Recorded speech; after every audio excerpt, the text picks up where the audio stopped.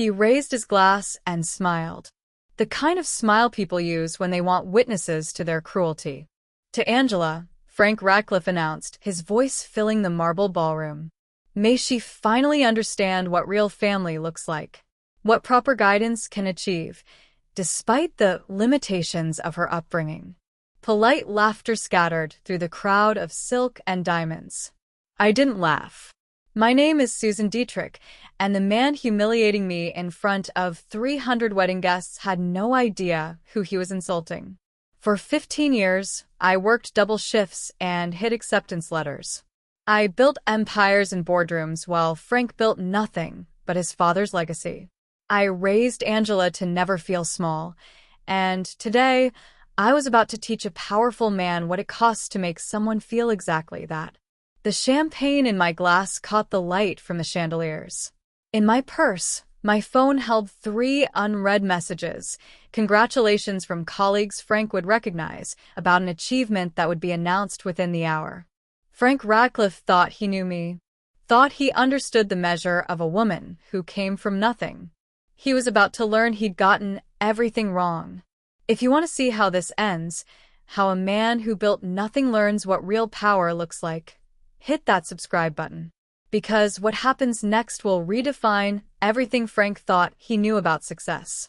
I was 23 when I became Angela's everything. The social worker had kind eyes but a tired voice. She's 14, old enough to understand what's happening, young enough to need stability. She placed the custody papers on the kitchen table of our parents' rental apartment, the one I'd have to give up because I couldn't afford it on a junior accountant's salary. Angela sat on the couch, still wearing her school uniform, staring at nothing. Our parents had left for a business opportunity in Europe 3 months earlier. The opportunity was fiction. The abandonment was real. The court had declared them unfit in absentia. I'll take care of her, I said, signing my name in blue ink that felt heavier than it should.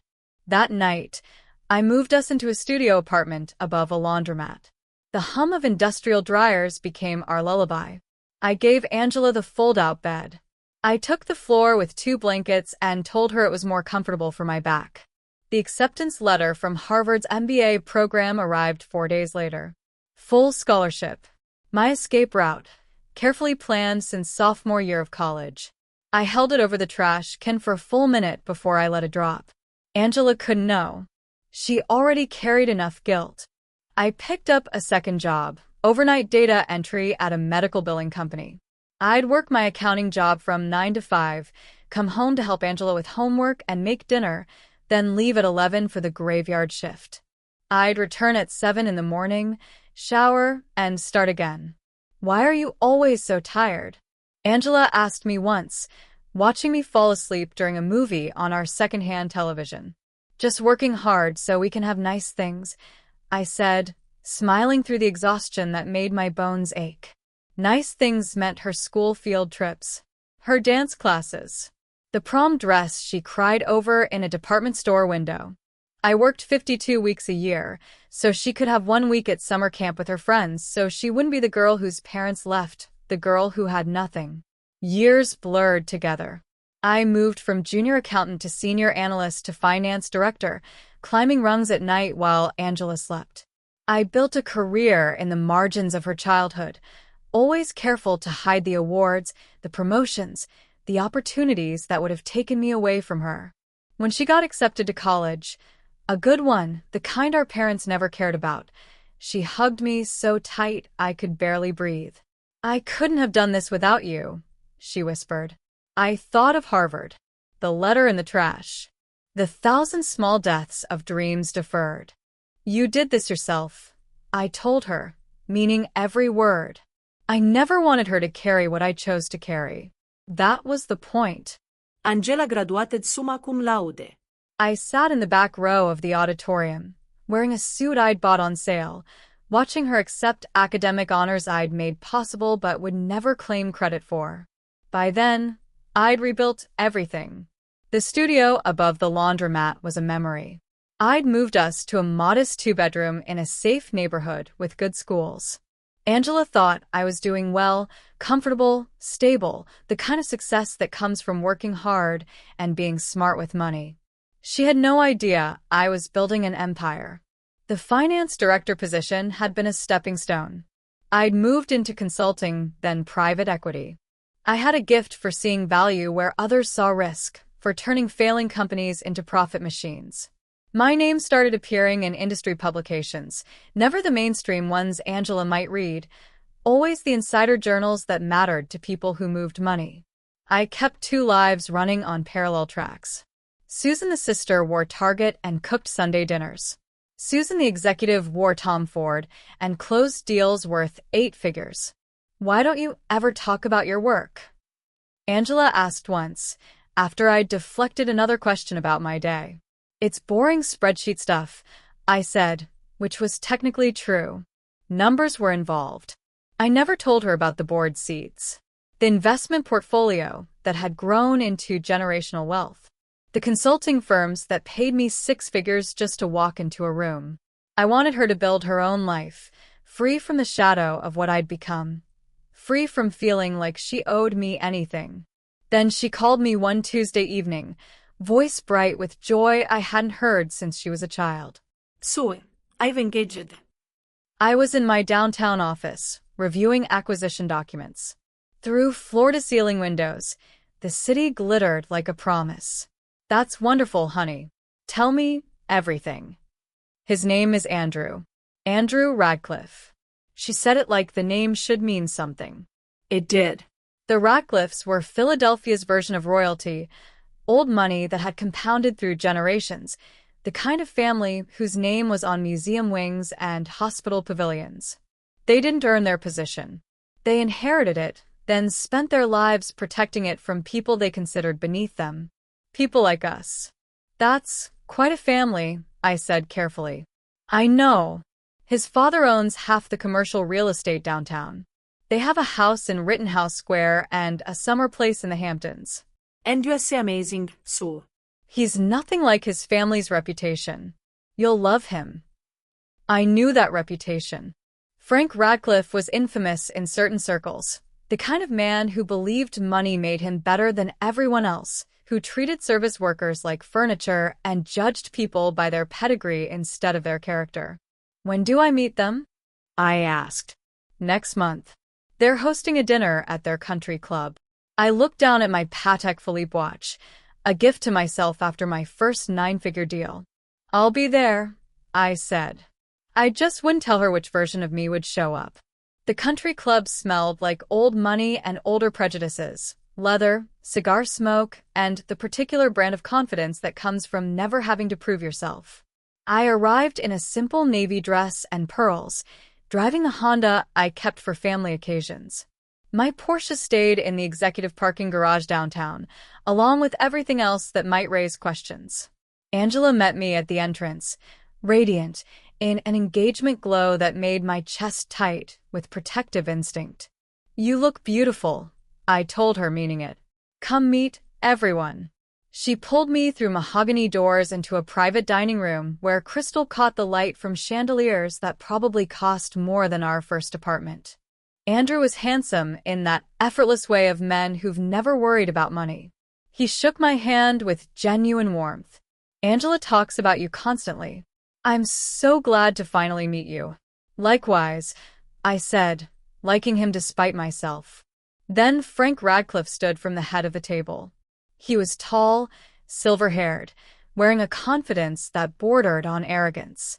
His handshake was perfunctory, his eyes already dismissing me before he'd finished the assessment. "Susan, Angela's told us so much about you." The emphasis on so much carried weight. "Please sit." Dinner was a performance. Frank held court, discussing his latest property acquisition with a kind of detail meant to impress. I recognized the building. I'd considered buying it myself 2 years ago, decided the returns weren't worth the risk. "Real estate is simple," Frank announced, swirling his scotch. "You need capital, vision, and the right breeding to understand value." Breeding? Like we were horses. "And what do you do, Susan?" his wife, Catherine, asked. She had kind eyes trapped in a tired face. I work in finance, I said simply. Oh, how nice. Bookkeeping. Frank didn't wait for an answer. Honest work. Angela mentioned you raised her alone. That must have been challenging. On a bookkeeper's salary. The insult was wrapped in concern, the way poison comes in beautiful packages. We managed, I said. I'm sure you did your best. He smiled, the kind that doesn't reach the eyes. But it's good Angela found Andrew. She'll finally have access to the kind of life, the kind of opportunities, that someone in your position simply couldn't provide. No shame in that. We all have our limitations. Across the table, Angela looked down at her plate. Not defending me. Already learning to accept his version of our story. Andrew shifted uncomfortably. Catherine's hand tightened on her wine glass. Frank continued, oblivious. The Radcliff name opens doors, you understand. Generations of reputation. You can't buy that kind of legacy.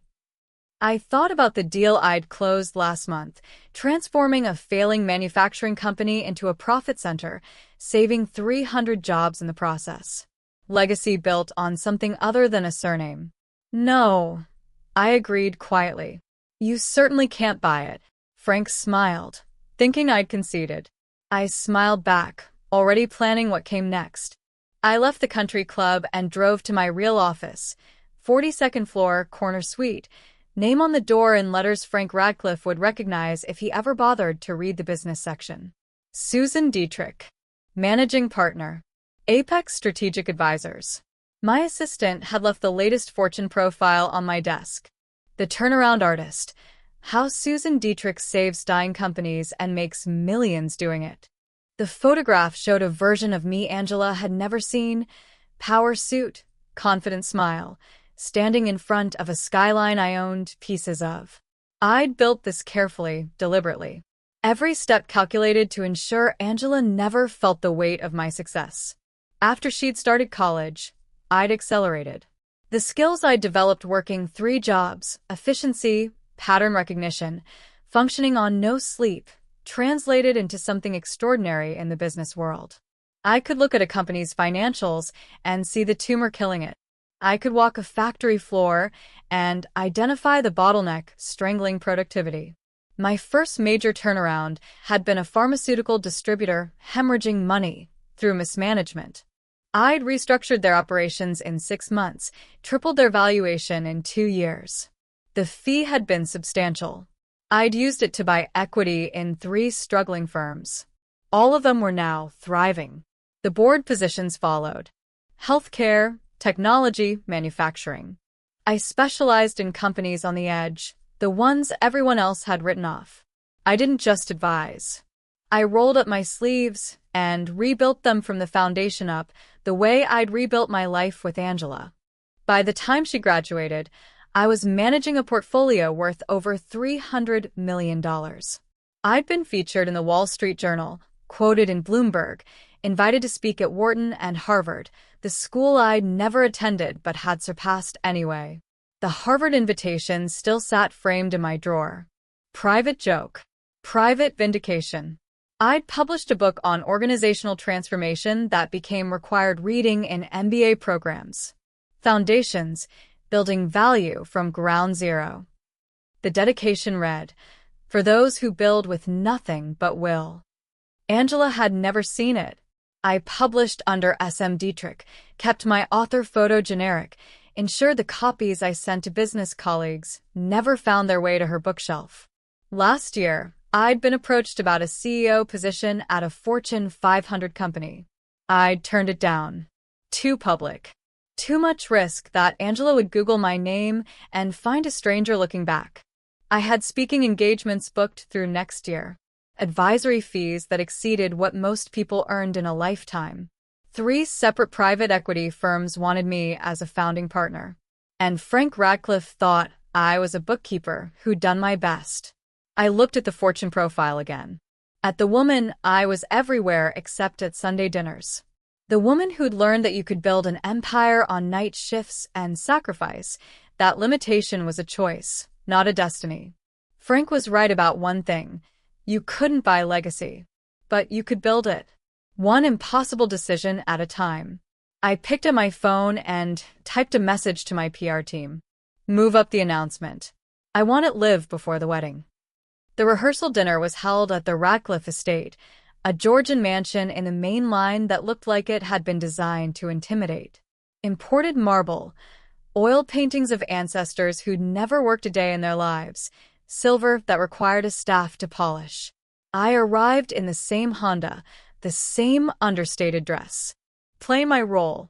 Frank greeted guests in the foyer like a king receiving supplicants. When he saw me, his smile sharpened. Susan, so glad you could make it. I know these events can be outside one's comfort zone. I'm comfortable anywhere, I said evenly. Of course. He gestured broadly. Though I imagine this is quite different from what you're used to. Angela mentioned you lived above a laundromat for years? Remarkable what people endure. Catherine appeared at his elbow, touching his arm lightly. A warning he ignored. Frank, she said quietly. I'm simply acknowledging Susan's journey, he continued. It's admirable, really. Bootstraps and all that. Though there's only so far bootstraps can take a person without the right connections, the right education, the right background. I finished for him. Breeding, he corrected, sipping his scotch. Some things can't be taught. Across the room, Angela laughed at something Andrew's cousin said. She wore a designer dress I recognized, Valentino, probably $15,000. A gift from the Radcliffs, no doubt. She looked happy. She looked like she belonged. She didn't look back at me. Dinner was orchestrated theater. Frank at the head of the table, controlling every conversation, steering every topic back to Radcliffe achievements. The summer home, the yacht club, the charitable foundations that bore their name because they donated money someone else had earned generations ago. We believe in legacy, Frank announced during the third course. Building something that lasts. That's what Andrew is inheriting, not just wealth, but responsibility, purpose. His eyes found mine. Some people spend their lives just surviving. The Radcliffs spend ours building. I cut my filet mignon precisely, saying nothing. Catherine set down her fork. Susan raised Angela alone while working multiple jobs. That sounds like building to me. Frank waved a dismissive hand. Survival isn't the same as success, darling. Susan did what she had to do. We do what we choose to do. There's a difference. Dad, Andrew said uncomfortably. I'm not criticizing, Frank said, voice dripping false magnanimity. I'm simply being realistic. Susan gave Angela stability. We're giving her opportunity. It's the natural order of things. Angela was looking at her plate again. Not disagreeing. Not defending. Just accepting his narrative as truth. Catherine caught my eye across the table. In her expression, I saw recognition. She knew what her husband was, knew what he was doing. But she'd spent 40 years not intervening. She wasn't going to start now. Susan, Frank raised his glass. We're grateful for what you've done. Truly. But you can rest now. Angela's in capable hands. I raised my glass in return. I'm sure she is, I said softly. 3 more days. Then he'd learn what capable actually meant. Angela caught me in the hallway as I was leaving the rehearsal dinner. She grabbed my arm, pulling me into a side room lined with books no one had ever read. Sue, can we talk? Her voice had an edge I recognized. The same tone she'd used at 14 when she was about to ask for something she thought I'd say no to. Of course. I set down my purse, giving her my full attention. She twisted her engagement ring, not meeting my eyes. I need to ask you something, and please don't be upset. Go ahead. Tomorrow at the wedding, can you just... She took a breath. Can you just ignore Frank's comments? Please.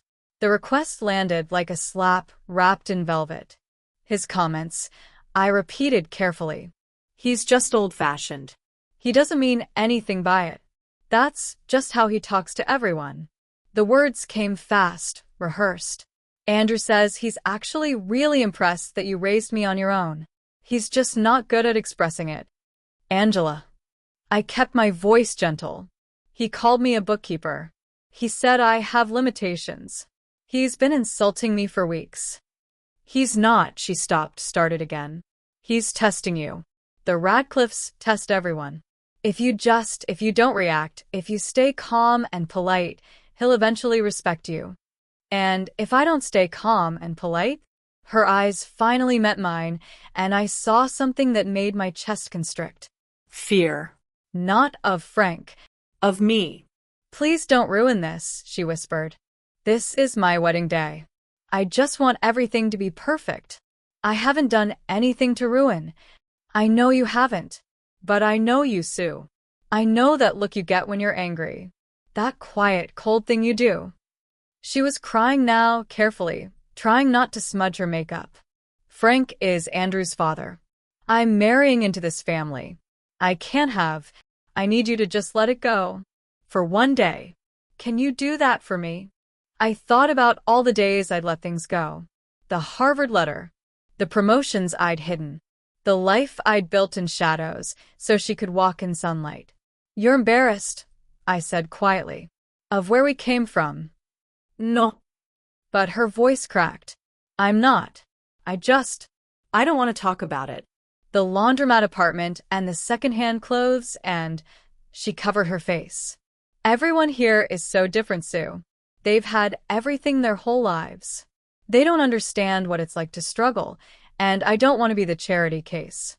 I don't want to be the girl Frank has to tolerate because his son fell in love with someone beneath them. Angela. I know that's awful. I know I sound terrible. But this is my chance to be part of something bigger. Something stable. And I need you to not make waves. Please. She was 27 years old, and she'd learned to make herself smaller to fit into spaces that should have expanded to hold her. I'd taught her that. By hiding. By protecting. By never showing her that she came from strength, not shame. Okay, I said finally. I won't make waves.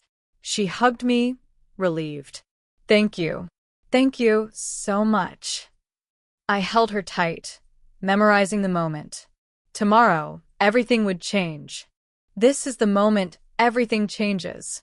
If you're wondering whether Susan will stay silent or whether the truth will finally break through, subscribe now, because the wedding day revelation is going to shake everything you think you know about this family.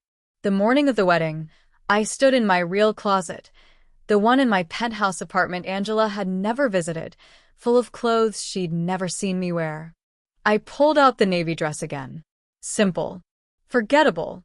The costume I wore to play the role of small. My phone buzzed on the marble counter. A text from Richard Chun, my mentor and the senior partner who'd taken a chance on me a decade ago. Congratulations. The Times piece goes live at 3 p.m. Susan Dietrich, the woman who rewrites corporate failure. Front page of business section. You've earned this. I stared at the message. 3 o'clock. The wedding reception would be in full swing by then. Another text followed. Also, the Forbes Most Powerful Women list drops tomorrow. You're in the top 20. Buckle up. I set the phone down carefully, hands steadier than I felt. This was supposed to happen next month. I'd moved up the announcement timeline, but I hadn't expected this. National coverage, multiple publications, the kind of visibility that couldn't be hidden or explained away. By tonight, anyone with a smartphone could Google my name and find a stranger. I looked at myself in the mirror. The woman in the navy dress, wearing minimal makeup, modest jewelry. The sister. The one who'd done her best with limited resources. Then I opened my jewelry drawer and pulled out the Cartier necklace I'd bought after my first 8-figure deal. Platinum and diamonds, understated but unmistakable to anyone who knew quality. I put it back. Not yet. I drove to the church in the Honda, listening to Angela's wedding playlist on my phone. Songs about love and forever and promises that sounded beautiful when you were 27 and hadn't learned yet how easily promises break. My phone buzzed continuously. Colleagues texting congratulations. Board members asking for comments. My PR team confirming interview requests from CNBC, Bloomberg, The Wall Street Journal. I silenced them all. Inside the church, I found my seat. Third row, bride's side, exactly where families should be, but far enough back to be forgettable. I watched Angela walk down the aisle on Andrew's arm, since we had no father to give her away.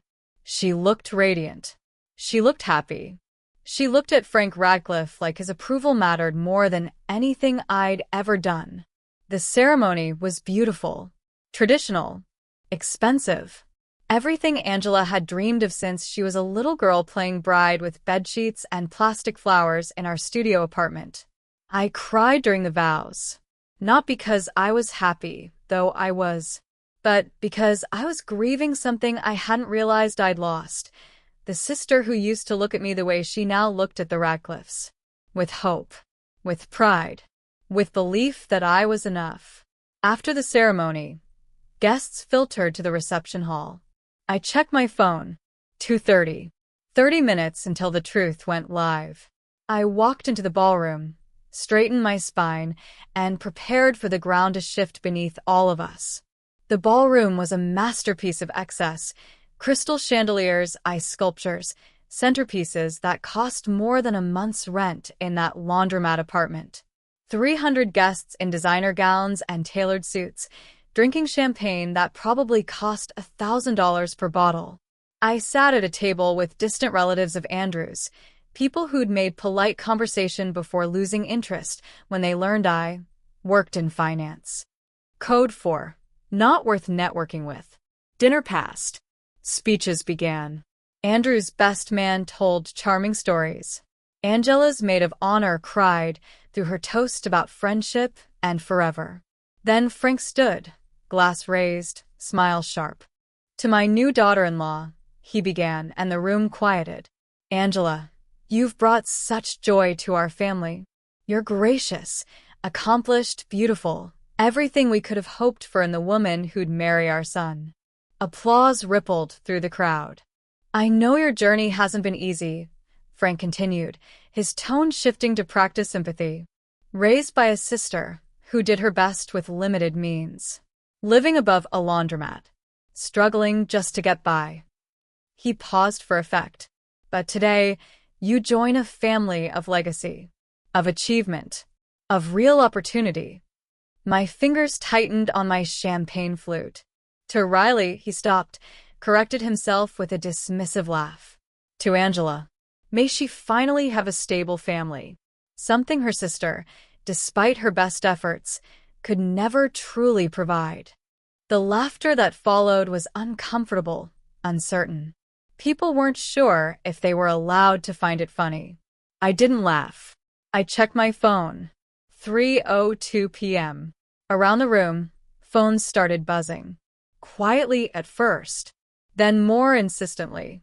Guests checking messages, glancing at screens, expressions shifting from amusement to confusion to shock. A woman at a nearby table gasped softly. Oh my God. Frank was still talking, oblivious. Success isn't just about working hard. It's about Mr. Radcliff. A man stood from a table near the front. James Morrison, CEO of Titan Point Industries. I'd restructured his company 2 years ago, saved it from bankruptcy. I'm sorry to interrupt, but I think there's something you should know. Frank turned, irritated at the disruption. Can this wait? You just insulted Susan Dietrich. James's voice carried across the ballroom. Managing partner of Apex Strategic Advisors. The woman who's featured on the front page of the New York Times business section right now. The woman who rebuilt my company and dozens of others. The room went silent. Frank blinked. I'm sorry, what? Another guest stood, Margaret Chen, on the board of 3 companies I advised.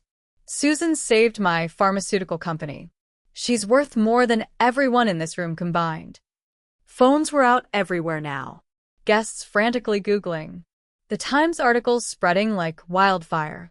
Photos of me in boardrooms in power suits, accepting awards. Headlines: The Turnaround Artist. From night shifts to corner office. Susan Dietrich, building empires from nothing. Frank's face drained of color as someone handed him a phone. He stared at my photo on the Times homepage, at the woman he'd called a bookkeeper, at the resume that made his inherited wealth look like pocket change. Susan. Angela's voice, small and confused from the head table. I stood slowly, every eye in the ballroom on me. I believe, I said quietly, you were saying something about real achievement, Frank? That moment when the truth speaks louder than cruelty? That's what we're here for. If this story gave you that justice feeling, subscribe and let me know in the comments. What would you have done in Susan's position? This community is built on people who understand that real power is earned, not inherited. 3 weeks after the wedding, Angela showed up at my penthouse unannounced. I'd given her the address the day after the reception, along with the key code and an invitation she hadn't used. Until now. She stood in the doorway, staring at the floor-to-ceiling windows overlooking the city, at the art on the walls, at the life I'd built and hidden from her. Why, was all she said. I poured us both wine, a bottle from my collection that cost more than our first month's rent in the laundromat apartment. Because I didn't want you to feel like you owed me anything, I said simply. I wanted you to build your own life without the weight of mine. So, you just let me think you were struggling? Let me feel ashamed of where we came from while you were running a goddamn empire. Her voice cracked. Do you know how small I felt at that wedding? How I apologized for you to people who weren't fit to speak your name? I know. I asked you to make yourself smaller. She was crying now, angry tears. I asked you to let Frank insult you. To just take it. And you did. Why did you do that? Because you asked me to. Because you're my sister, and I would do anything. Don't. She held up a hand. Don't make this noble.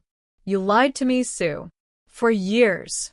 You let me think we were barely getting by when you were saving failing companies and sitting on corporate boards and… She gestured helplessly at the apartment.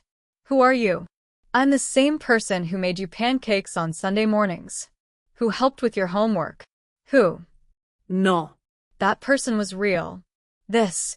She pointed at the Forbes magazine on my coffee table, my face on the cover. This is real too. And I never got to know her. We sat in silence. The city glittered below us, indifferent to our pain. Andrew left his father's company, Angela said finally. Told Frank he wouldn't work for someone who treats people like that. His mother is filing for separation. Apparently, you weren't the first person Frank's humiliated. Just the first one who turned out to be more successful than him. And Frank. His lawyer called. He wants to apologize. Publicly. Something about protecting the Radcliff reputation. She laughed bitterly. Andrew told him to go to hell unless it was genuine. And was it? Does it matter? He's a small man who got caught being small in front of people who actually matter. She looked at me. Like you. Angela. I need time, she said. Not to forgive you. I don't even know if that's the right word. But to know you. The real you. All of you. I nodded, throat tight. She stood to leave, then paused at the door. The laundromat apartment. The night shifts. The sacrifices. Were those real? Every single one. Then, that's where we start. She met my eyes. Show me how you got from there to here. Don't protect me from it. Just tell me the truth. Okay, I whispered. After she left, I stood at the window, watching the city lights blur through tears. I'd spent 15 years building foundations for Angela's life. Now, finally, we'd build one together. On honesty. On truth. On the understanding that love doesn't require anyone to be small.